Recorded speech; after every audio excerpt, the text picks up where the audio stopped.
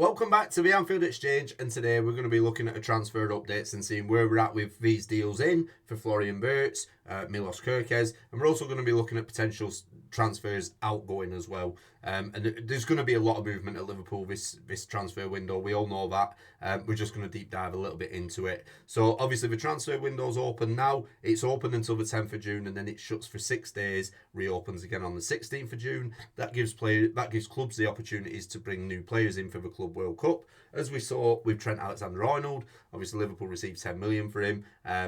That enables Real Madrid to go out and try and win that tournament and recoup the funds, whereas Liverpool have got 10 million when it wasn't to be expected. In terms of the transfers coming in, I'm going to look at the first, what I will call part one of the transfer window, and the priorities will be to bring in Wirtz, bring in Kerkez, and obviously we've done the deal for Frimpong already. So yeah, that's going to be Liverpool's priority for those two players, and that's what Liverpool are going to be working on in this window. So if we look at Florian Wirtz first, obviously talks are ongoing with Leverkusen. They are complicated, we know that, but there's no issues, there's no potential collapse at the minute. Talks are going well, despite Liverpool just had the second bid rejected for 109 million. Leverkusen are looking more towards £130 million mark. But both clubs are looking to resolve this swiftly, and I believe we will see the here we go on this one by the end of the weekend. In terms of why it's complicated, Liverpool want to pay money up front, but Leverkusen are now looking at potential players, Harvey Elliott and Gerald Quansah being those players. Obviously, Jonathan Tah has just left Leverkusen to join Bayern Munich. And obviously Elliott would be a potential replacement for Florian Wirtz, which Leverkusen will see as a better financial option than to go out and try and replace Wirtz financially, if he can get the part exchange done.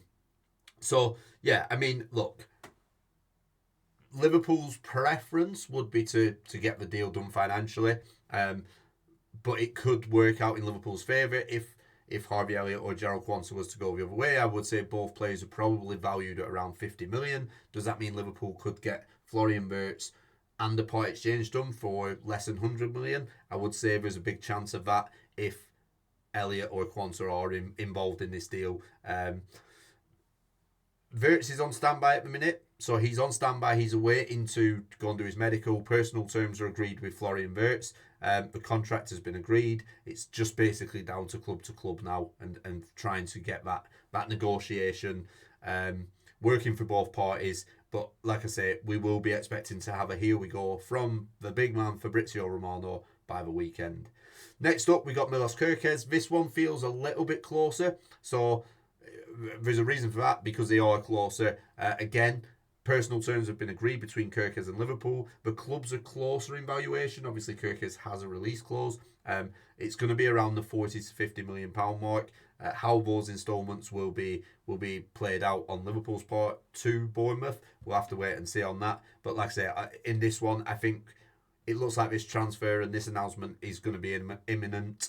And yeah, Kerkez will be a Liverpool player. Again, we expect that this week. We expect it to be announced before the weekend, but it will certainly be announced before the end of the first part of the transfer window, which closes on the 10th of June, which is Tuesday next week. So yeah, both of those deals will be announced by the end of that transfer window. Another deal that has been announced, Kelleher, he will be leaving Liverpool. He has left Liverpool. The deal has been agreed between the clubs.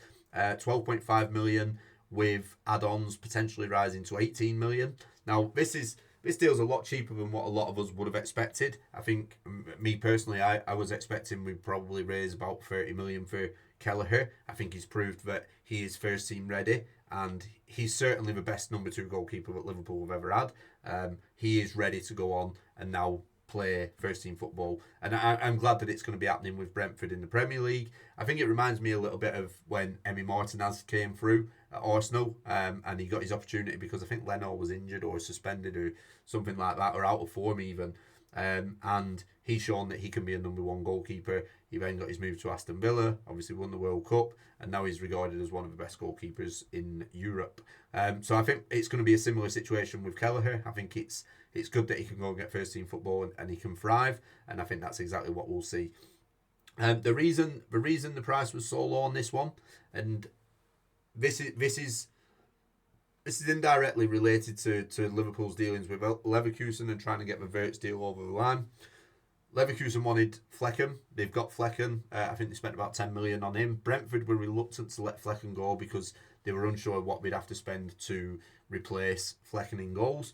And look, we've seen it with Onana. It's not easy to bring in a good goalkeeper that can fit in. I think Kelleher was the ideal fit for Brentford, but Brentford weren't willing to pay 30 million. So I think Liverpool have gone and said to Brentford, look, we'll give you a discount on Kelleher. Let's get his deal over the line. Then we can concentrate on bringing Wirtz in. Leverkusen are happy. We'll give you a discount rate. And one thing leads to another. So Kelleher is a Brentford player. And I look forward to seeing him next season as a first team goalkeeper. And I wish him all the luck in the world. Now, these are the deals. These are the deals for part one of the transfer window. They have been agreed. I don't think we're going to see anything else from Liverpool up until part two of the transfer window, which opens on 16th of June. In this window, Liverpool will be prioritising a striker, and they'll also be prioritising outgoing sales for current Liverpool players. So the striker they've identified and the striker that Liverpool really like is Hugo Ekitike. Now, the problem with this is there's a massive difference in the valuation. Frankfurt want 100 million for him. Liverpool are reluctant to go past 60. And look, that could have something to do with spending big money on Nunez and that not working out. But I think Liverpool think that valuation is unfair. But it's down to Michael Edwards and obviously Richard Hughes to negotiate that deal and try and get the best deal possible for it. Liverpool are willing to walk away from that deal if they can't get the price right. But they don't want to. They do like Hugo Ekitike. And I think the beauty of this one and the reason it's going to take part in part two of the transfer window is it gives them the closure of the two windows. So while the Club World Cup's on, it gives them the freedom to negotiate a little bit behind the scenes and try and get that deal done, ready to announce in the early part of the second transfer window. In terms of sales out, look, we know there's going to be free sales out. These are definite sales. Nunez is going to be leaving. There's potential interest from Saudi as well as some interest from Europe now. Atletico Madrid, Napoli have shown a little bit of interest.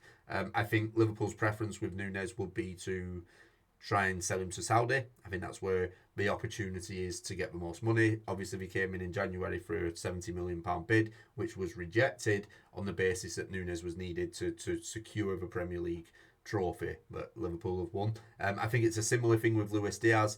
Luis Diaz has a price.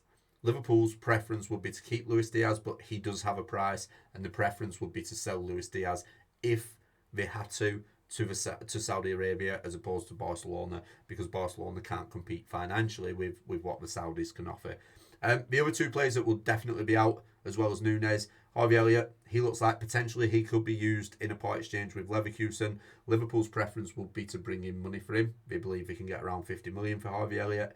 And Kostas Tsimikas, obviously with the arrival of Kerkez imminent, Kostas Tsimikas will be leaving the club. There's been potential rumours that he may be going to Leeds United for around 20-25 million. We'll have to wait and see how that one develops. Another potential outgoing would be Fede Chiesa. Liverpool are happy to keep Chiesa, but if an opportunity in the market arises where they can make a nice profit on Chiesa, then they would be willing to listen to offers. There's been interest from Atletico Madrid again from Napoli for Chiesa. There's been interest in Italy for him. The numbers being spoken about that Liverpool would be willing to listen to are around the £25 million mark. That would be a £15 million profit on what we paid for him last year.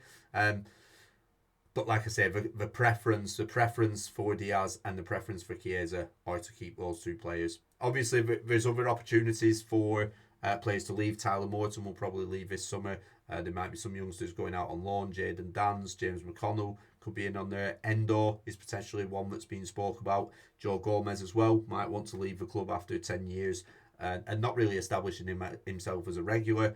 But one player that will not be leaving, Cody Gakpo. Bayern Munich have expressed an interest in Gakpo, but he is very much part of Liverpool's plans for going into next season and the long-term future. Centre-back options, obviously Liverpool were in for Dean Huijsen. That didn't materialise. He opted to go to Real Madrid. Liverpool were looking for opportunities for centre-backs. They're not necessarily going to go out and bring in a centre-back if they don't believe they can get the right player. Depending what happens with Quansah, if Quansah does leave, then Liverpool will be forced into the market and may look at temporary solutions for that position. Obviously, one to watch is a Konate contract. That's something that Liverpool are working on and trying to get signed. If no progress has been made on that contract, then Liverpool will have options in terms of players coming in at centre back. But that's something that's still quite far away in this transfer window. But yeah, that pretty much sums it up. Let me know what you think of the video, and let me know who you would like to see Liverpool sign in this window. I'll see you on the next one.